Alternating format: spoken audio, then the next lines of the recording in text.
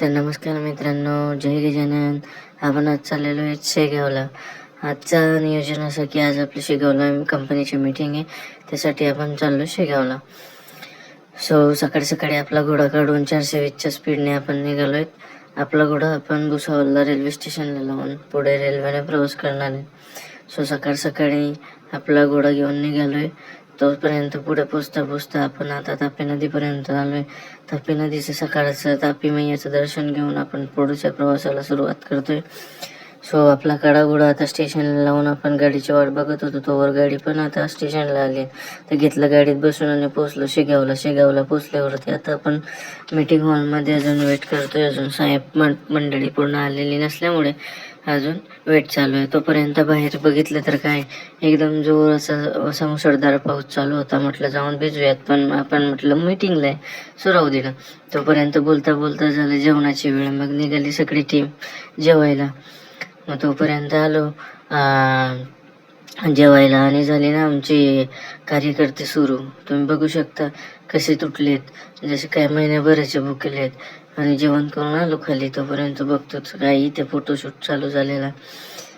Photoshoot आटपल्यावर मग पूर्ण लवकर निघायची घाई होती, कारण आम्हाला आज जायचं होतं बाबांच्या दर्शनाला.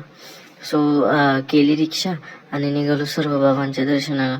बोलता पोचलो मंदिरात. म्हटलं शेवटी एखाद्या भक्त निवासचा पण व्हिडिओ टाकून घेऊया. मग निघाली ना आमची टीम पुढे हाय येलो बाय करत. मग पुढे जाता प्रसादावले होते, काही रस्त्यात टिड्यावाले होते. असं बोलता पोचलो मंदिरापर्यंत. आणि तुम्हाला तर माहितीच आहे आता आपल्या शेगावला पण मोबाईल पूर्णपणे बंद केलेला आहे मंदिरामध्ये, त्यामुळे फोटो व्हिडिओ जास्त घेऊ नाही शकलो. तुमच्यासाठी चोरून व्हिडिओ केलेत ते एवढेच. मग निघालो दर्शन करून बाहेर. आणि बाहेर निघता एवढी गर्दी असं रविवार असल्यामुळे खूप जास्त गर्दी होती. आणि चालू झालं बाजूने पेढा 100ला पेढा 20ला पेढा. म्हटलं पेढा खाऊन कोणाला येडा व्हायचं असं म्हणून आम्ही निघालो पुढं. आणि पुढे गेल्यावर मग पकडली एका भावाची रिक्षा. रिक्षात बसलो. रिक्षात लोट घेईना. मग म्हटलं आजचं जेवण जास्तच झालं आहे असं म्हणून निघालो. कशी बशी निघाली रिक्षा. तरी आता गाडीला वेळ होता. म्हटलं चला स्टेशनला जाऊन अजून तिकीट काढायचं आहे. तिकीट काढल्यावरती आपण थोडा वेळ स्टेशनला टाइमपास करूया असं बोलून आम्ही निघालो. बोलता गप्पा मारता कधी स्टेशनला कळलंच नाही. स्टेशनवरती आल्यावर तिकीट काढायचं होतं. तोपर्यंत सगळे रिक्षातून उतरून रिक्षावाल्याचे पैसेच कोणी देईना. सगळे म्हटल्यावर आमच्या साहेबांनी रिक्षाचे पैसे पेड केले. असं म्हणून आम्ही बाहेर निघालो आणि गेलो तिकीट काउंटरला. तिकीट काउंटरला गेल्यावर एकच झुंबळ माझं तिकीट आली, कारण सर्वांना गाडीचा टाईम होऊन गेलेला होता, त्यामुळे सर्वांना घाई होती. तिकीट काढल्यावर तिकीट काउंटर कधी लवकर तिकीट देईस ना.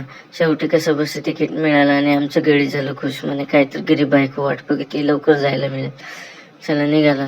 हाय हॅलो बाय करून सगळे निघालो घरी. परतीच्या प्रवासाला आलो. स्टेशनवरती उभे गाडीची वाट बघत राहिलो. तोपर्यंत बोलता थोड्याच वेळात गाडी स्टेशनला आली.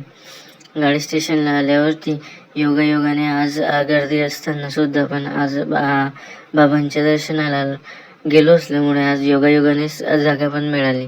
बघता आपण परत आपल्या भुसावळमध्ये आलो. भुसावळमध्ये आल्यावर एक वेगळीच फिलिंग येते. जसं तुम्हाला माहितीच आहे आपलं गाव आपला खानदेश. भुसावळमध्ये आल्यावर खाली उतरलो. पटकन आपला काढा काढला आणि निघालो 420च्या स्पीडने. जाता म्हटलं तापी मैयाचं दर्शन घेऊन जावं. बघतो तर काय तापी मैयाला फुलपूर. आणि बघा संध्याकाळचं वातावरण एक नंबर आहे ना मित्रांनो. यासोबत अशाच व्ह्यू सोबत लाईक शेअर करा आणि असाच सपोर्ट करा. जय खानदेश.